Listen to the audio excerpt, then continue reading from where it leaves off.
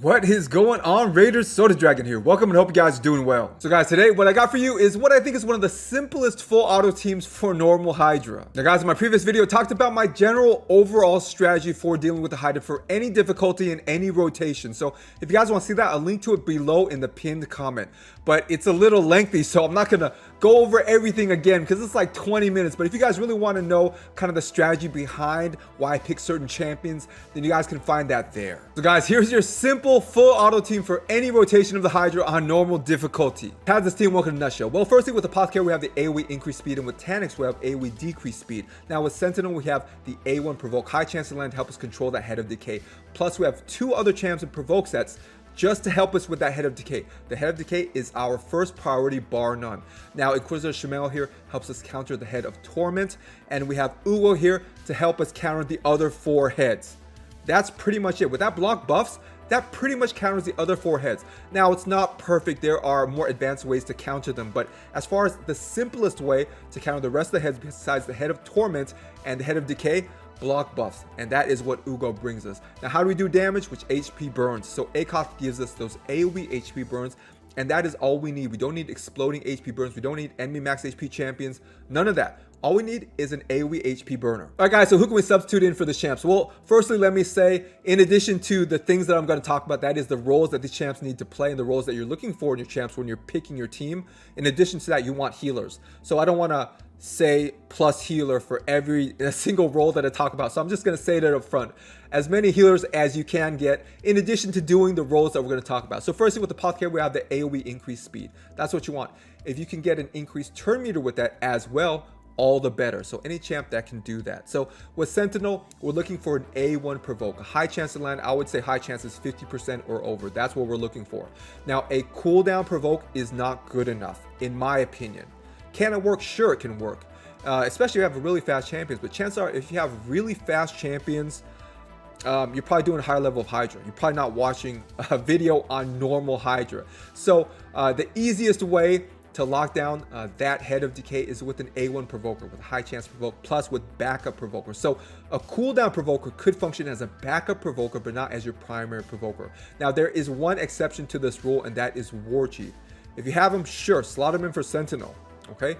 But besides that, you're looking for an A1 provoker, and once again, a high chance to land that A1 provoke, unless you got War Chief. So for Taniks here, we want AoE decreased speed. A good substitute would be Physics. She has AoE decreased speed. Plus, she has a cooldown provoke as well, AoE cooldown provoke. Now, she can be your backup provoker. Once again, she can't be your main one, chances are, because if you're doing normal, your gear isn't that great yet. But she can be your backup provoker, and she does other things as well. Shield, ally protection, good stuff. So for Ugo, we're looking at AoE block buffs. So anybody that can do that, you can slot them in. So Deliana would be a great choice here as well. So for Akoth, all we're looking for is AoE HP burn. That's it. So for example, you can run Mordecai in here. He would work just great. Any other champion that can do AoE HP burn. Tyrant would be great. One champion I don't think works that well on full auto is going to be Drexstar because it doesn't have AoE HP burn. Okay, he has a single target HP burn as A1, and when he's hit, he can place an HP burn. But he, strictly speaking, does not have AoE HP burn. Now, he can be your backup HP burner, but he just doesn't do it as consistent. So it's not going to be as auto-friendly. Now, will it work for normal pretty well? I mean, probably, but in any case, I wouldn't recommend it. You want an AoE HP burner just to make things as simple for you as possible. Now, Inquisitor, who can you swap out for Inquisitor? Well, any cleanser pretty much. So if you were talking about a cooldown cleanser, let's say an AoE cooldown cleanser, that would work, but you know, obviously you're gonna have to wait until the cooldown is expired to cast it again. Now if you want to use an incremental cleanser, somebody like a Doom Priest or Tuhanarok, that would work great. So if you have those champions, that would work really, really well. Team-wide cleanser on a cooldown, that works okay. But Inquisitor is going to be your best choice, not only because he cleanses those spheres, but he turn meter boosts the leader when he does. And that's why when the Head of Torment is in the rotation, man, you do tons of damage because that leader, in our case, Apothecary here, he gets turn meter boosted all the time. And what does he do? In return, he turn meter boosts everybody else and puts on that increased speed. So the more turn meter boosts Apothecary gets, the more he heals, the more he turn meter boosts everybody, the faster everybody else goes. So really, Inquisitor is going to be your best choice. Not necessarily best, your simplest choice for dealing with the Hydra. Not necessarily your best choice. A lot of the highest record runs and damage, they don't have Inquisitor. It's fine. But your simplest runs are going to use Inquisitor. All right, guys, this is a full auto comp, but this is a targeted auto comp. So let me give you a few rules to help you figure out who to target. Now, the first rule is if the Head of Decay is in the rotation, you target the Head of Decay until it is dead. That's the first rule. Second rule is if the Head of Decay is not in the rotation, then target whoever you want. I would suggest targeting, for example, a head that has swallowed one of your champions, but it's up to you. Now, let me test you on these rules. Let's say the Head of Decay is in the rotation, but a different head has swallowed your champion. Let's just say the Head of Wrath. Who should you choose to target? The Head of Decay or the Head of Wrath? If you said the Head of Wrath, you're wrong. Why? Because of rule 1. If the Head of Decay is in the rotation, all you do is target it. Yes, that still applies here. Once again, if you take it off auto, this doesn't apply. But if you keep it on auto, yes, you keep on targeting that Head of Decay, no matter who else swallows your champions. And really, you're hoping that some of the AoEs hit it or those ticks of the HP burns are enough to free your champions. But you never, ever want to relinquish control of the Head of Decay. He will cause you more trouble than anybody else if you let him. All right, so really that's what we're focused on. So guys, let's talk about damage for a second. So I mentioned, yes, our main source of damage is AoE HP burn, those HP burns ticking. But what's our secondary source of damage? It's going to be either War Master or Giant Slayer on everybody. That is a requirement. War Master or Giant Slayer on everybody. And here's another issue. What is going to be one of our most common sources of healing? Not necessarily main sources, depending on what healers you bring in, but what is going to be our most common ways of healing our champions? That is going to be with either War Master or Giant Slayer and the Life Drinker Mastery. Everybody has that. Every single champ is going to have that. That is a requirement. Every single champion has either War Master or Giant Slayer, so that helps a lot in freeing your champions that enemy max HP damage. Plus, everybody's going to have Life Drinker. So when they get those procs of enemy max HP damage, then they get big healing if they're under 50% health. Okay, so every single person is going to have Life Drinker and either War Master or Giant Slayer. Guys, as far as what damage you need to do to get the top chest for normal, all you need is 6.6 million, and we've done a ton more damage than that. With this type of team, it should be easy, barring one thing. And that is the affinity of the Head of Decay versus the affinity of your primary provoker. Now, in this case, like I showed you, it's actually not good. Okay, so the Head of Decay is a bad affinity for our primary provoker here, our A1 Provoker Sentinel. So there's a lot of RNG involved in this particular run. But normally you would not pick a bad affinity A1 Provoker, right? I just did this because I didn't have anyone else at the time, and he's a good rare with a good chance to provoke. But ideally, you would not use Sentinel for this particular rotation. But I mean, any other A1 Provoker you can use. There's a very good rare Provoker that is Void that you can use that I'll show you guys in a second. So he'd be a great choice because you don't ever need to switch him out. But really, you would want to use a non-bad affinity as your A1 Provoker. So guys, here was the Void rare A1 Provoker that you can use in place of Sentinel. And if you got this guy, man, he makes a better Provoker in my opinion for a few reasons. So firstly, his A1 Provoke has a nice 75% chance to land when booked. Now, it's not as good as Sentinel's 85% chance, but Sentinel needs to crit in order to land that Provoke. This guy doesn't. So lower chance to provoke by 10%, but he doesn't need a crit, meaning you don't need to put a crit rate glove on him. You can put a HP percent or a defense percent to make him tankier. So much better in my opinion. Plus he's void, so he won't weak hit anybody. Plus, check this out. This guy's AoE decreased speed. Why are we using Taniks? AoE decreased speed. Well, this guy fits two roles, okay? Not only with the A1 provoke, but the AoE decreased speed. And that's really what you want. As you get more epics and more legendaries, they're going to fill multiple roles. Whereas if you're trying to use kind of more budget champions, sometimes they can only fit one role or two. So you kind of spread out the roles. But you got AoE decreased speed here. Strong version. Okay, this is not that weak sauce version. This is a strong version. Plus, he can put increased defense on himself, turn meter boost himself. So he has a really good kit. So as far as being an A1 provoker for your basic normal Hydra team, he would be one of the best choices. So currently on my main account, I'm maxing out this guy. So yes, I will probably put a video out on him for the Hydra. So guys, as far as skill instructions for Apothecary here, I like to just leave him default. So go ahead and let him do what he's gonna do. For Sentinel here, I like to start off with that A1 to get that provoke off, hopefully. If I don't get it, I just restart the run. So for Taniks here, you can leave everything default. For Ugo here, everything default. And also for Akoth, you want to put the Pyroclasm, that is the AoE HP burn, as a first priority because it is not his first priority. He's going to use his shield first, which doesn't make any sense, but put the A2 as a first priority. Now for Inquisitor, you can leave him default.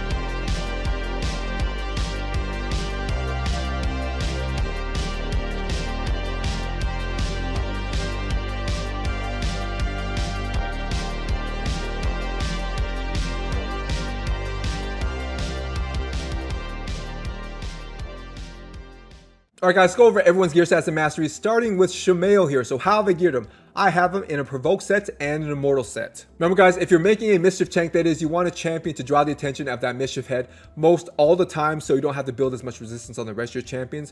You want that champion, that mischief tank, to be slower than the rest of your champions. Now, firstly, they don't have to be like ridiculously slow, but slower than the rest of your champions, and you want them to self-buff. Now, some champions have a self-buffing mechanic in their kit. Some champions just buff themselves with their cooldown skills, but Shamail doesn't do either of those. So how do we compensate for that? Well, we have a blood shield accessory for him, which is going to give him 1 extra buff. So not only is he a little bit slower than the rest of the champions, so his buffs are going to fall off slower, but he's always going to be buffing himself with a shield buff whenever he attacks. So he's going to have more buffs than the other champions, therefore draw the attention of the head of mischief. Onto his total stats. So I have his HP at 52,000, I have the attack at 2,600, I have the defense at 2,700, speed 216, crit rate 31%, crit damage 156%, resist 342, and accuracy 160. So what stats are important? Well, firstly, the HP and the defense. For the tankiness, the attack, if you want him to do damage, go ahead and build in the attack, especially with the counterattacks. Remember, the counterattacks cannot crit, so crit damage, crit rate don't affect the counterattacks. So if he's counterattacking a lot and you want him to do damage, go ahead and build up that attack stat. Speed, a little bit slower than everybody else, but you don't have to make him terribly slow, as I mentioned. Crit damage, not important unless you want him to do damage, which is a viable option. And a resist, for normal, for a mischief tank, we're looking at over 350 resistance. Now you see I have it close here, but that's your goal for a consistent mischief tank. Now for the accuracy, for normal, looking at over 140. Now Shamail does have a buff reducer on his A1, so if you want to use that in his kit, you know, feel free to go ahead and build a little bit of accuracy on him. It actually helps a little bit, but if you don't, then don't worry about accuracy. Onto his masteries. So if your Shamail is counterattacking a lot, that means your champions are picking up a ton of debuffs. Then you're going to want to go here, Giant Slayer. You're going to get more damage overall if Shamail is counterattacking a lot. If Shamail is not, then you're going to want War Master here. So it's up to you guys. Probably in this particular team, War Master would have been the better option because Shamail doesn't counterattack a ton. And remember, as I mentioned, we're having everybody in either War Master or Giant Slayer and with this Life Drinker mastery right here. So that's real important. And if you want to as well, you can go down the defense tree and pick up the 2 counterattack masteries right here, Retribution and also Deterrence. Next up, guys, is 10x Hate Flower. So how have I geared her? I have her in a regeneration set and an immortal set. Onto her total stats. So I have her HP at 54,000, I have the attack at 2,200, I have the defense at 2,600, I have the speed 237, crit rate 102%, crit damage 111%, resist 345, and accuracy 201. So what stats are important? Well, firstly, the HP and the defense for the tankiness, in particular because of her passive, she's absorbing 5% of damage of the whole team. So yeah, need to make her really tanky, and regeneration and immortal sets help her definitely. So attack not relevant, speed, once again, as fast as possible to keep up that decreased speed against those Hydra heads. Crit rate 102% because she only spreads out that decreased speed if she crits. So you're going to need to put crit rate on her. Crit damage not relevant. Resist, a general resistance number we're looking at for the rest of the team besides our mischief tank is over 320 for normal. So everybody on the team, you want them to be over 320, or that's your goal, because there are other debuffs that you want to resist. It's not just the head of mischief you want to counter with resistance. It's also the poisons, it's the provokes, it's the weakens, so other debuffs. So in general, you want the rest of your team besides your mischief tank to have 320 plus resistance, and your mischief tank is going to be, as I mentioned, 350 plus resistance. If you can't get it up there, that's fine. Just try your best. I'll put it that way. You can only get 200 something resistance. That's fine. Just try it out. Maybe you'll be fine. Okay. But that's what we're shooting for anyways. And as far as accuracy, for normal, looking at plus 140. So we have 201 right there. We're good. Onto our masteries. So down the offense tree here, we do have War Master, so we're getting bonus damage based off enemy max HP, and we have Life Drinker as well. Now down the defense tree, I like the counterattack masteries for her because if she hits an enemy with the decreased speed on them, she's going to heal everybody on the team with her A1. So the more A1s she can use, the better. So she can A1 here with Retribution, and she can also A1 more often here with Deterrence. Next up, guys, is Ugo. So how have I geared her? I have her in a Relentless set and a Speed set. Onto her total stats. So I have her HP at 47,000, I have the attack at 1,600, I have the defense at 4,200, I have the speed 220, crit rate 20%, crit damage 96%, resist 335, and accuracy 233. So what stats are important? Well, the HP and the defense for the tankiness, attack is not relevant, speed, make her as fast as possible, definitely over 200, but as fast as possible to keep up the uptime on those block buffs, because she has AoE block buffs for 2 turns on a booked 3-turn cooldown, so there's a gap there. So the faster you can make her, the possible to kind of cover that gap. Crit rate, crit damage, not important. Resist, once again, our general resistance number we're looking for everybody else, but our mischief tank is going to be over 320 and she has 335, so we're good there. And accuracy, we're looking at plus 140 and she has 233, so she's good there as well. On to our masteries. So down the offense tree here, we do have War Master, so we're getting bonus damage based off enemy max HP, and we have Life Drinker as well. Now down the support tree, I think it's really important to pick up Master Hexer here, so we potentially extend the duration of her block buffs from 2 turns to 3 turns, which is the main reason we're using her. And another mastery I like as well is Spirit Haste, so if somebody dies, she gets a speed boost, so she can either heal them, she can either revive if everybody's dead, or she can also put up those block buffs faster. Alright guys, last up for the epics is Akoth here. So how have I geared him? I have him in a speed set, a perception set, and a resilience set. Onto his total stats. So his HP is at 52,000, I have his attack at 1800, I have the defense at 2700, speed 234, crit rate 48%, crit damage 119%, resist 365, and accuracy 243. So his stats are important. Well, like everybody else, the HP and the defense for the tankiness, the attack is not relevant, speed 234, as fast as possible to make him keep up those HP burns. We want as much uptime as possible on those HP burns. Now crit rate, crit damage not important. Resist, once again, we're looking at over 320 for our general resistance number, 365 we're good. And accuracy, we're looking at over 140, so 243 we're good. On to his masteries. So down the offense tree here, we do have War Master, so we're getting bonus damage based off enemy max HP, and we have Life Drinker as well. And we also have Master Hexer here. This is for his AoE HP burns, which is the main reason we're using him. So we can potentially extend those to 3 turns with Master Hexer here. And he also puts up shields, which is pretty valuable, so we can potentially extend them to 3 turns as well with lasting gifts. Alright guys, onto our rare, starting with Sentinel here. Now remember, when you're picking your A1 Provoker, don't pick a bad affinity like I did. This is just for showcase, so these stats would apply in this gear set and everything, just don't pick a bad affinity Provoker. But what do I have him geared in? I have him geared in 2 immortal sets and a speed set. Onto his total stats. So I have his HP at 71,000, I have the attack at 1800, I have the defense at 2000, I have the speed 208, crit rate 98%, crit damage 104%, resist 323, and accuracy 184. So what stats are important? Well, firstly, the HP and defense, not just like everybody else, but because he's always provoking that Head of Decay, and he's always getting hit by the Head of Decay. So he needs even more than everybody else. So yeah, make sure you put a ton of HP and defense on him. Attack not relevant, speed, make him as fast as possible, because not only do you want to keep up that A1 provoke, but for me personally, I allow him to use his decreased attack AoE, his A2. That's particularly useful against the Head of Wrath. Now, if you have a little bit of a slower Sentinel, you may restrict him to only using his A1. That's an option, but if he's a little bit faster, then you can allow him to use his A2, which I find is kind of useful. If you want the most consistent rundown, then go ahead and turn off his A2. Now, crit rate, he only provokes here if he crits, so as close as you can to 100%, that's what you're shooting for. Crit damage, not important. Resist, we're looking at over 320, we have 323, and accuracy, we're looking at over 140, we have 184, so we're good on both counts. On to his masteries. So down the offense tree here, I do have War Master, so we're getting bonus damage based off enemy max HP, and we have Life Drinker as well. And down the defense tree here, we have the 2 counterattack masteries here. We have Deterrence, and we also have Retribution. Last up, guys, is Apothecary. So how have I geared him? I have him in a provoke set and a speed set. On to his total stats. So I have the HP at 42,000, I have the attack at 1800, I have the defense at 2800, I have the speed 235, crit rate 96%, crit damage 91%, resist 345, and accuracy 161. So what stats are important? Well, the HP and the defense for tankiness, attack is not relevant, speed as fast as possible, in particular because he's our speed lead. We want him to turn meter boost as often as possible. Now, crit rate is important if you want him to crit heal. He has a very strong single target heal that can crit, so that ability to crit is based off his crit rate. So if you want a big crit heal, then go ahead and put crit rate on him. If you can't fit it in, it's okay. Now, crit damage not relevant. Resist 345. Once again, we're looking at over 320, so we're good there. And accuracy, we don't really need it on Apothecary because you don't need any accuracy to land debuffs from sets. Onto his masteries. So down the offense tree here, we do have Giant Slayer because he has a triple hitting A1, so we're opting for Giant Slayer. Now, if you have 2 or less hits, it's usually better to go War Master, but either War Master or Giant Slayer, and we have that Life Drinker combo. Now, down the support tree, we have lasting gifts for that increased speed buff to hopefully make it last over 2 turns, which is its base amount. So a 3-turn increased speed, all the better. And we also have Spirit Haste right here. So this is important. If somebody dies, then yes, Apothecary goes faster and faster, so it can heal people, increase turn meter faster, that sort of thing. Provoke faster as well from the set, so this is definitely a good master for him too. Alright guys, that's about it. Let me know what you think about this team. My goal here was to get you guys to do Hydra, hopefully, and to give you one of the most budget teams that I can think of, at least for normal Hydra, that is full auto, and that works on all rotations, because we have every head covered in this team. So if this video has been helpful to you, make sure to like and subscribe. It helps me out a ton. It's free to you,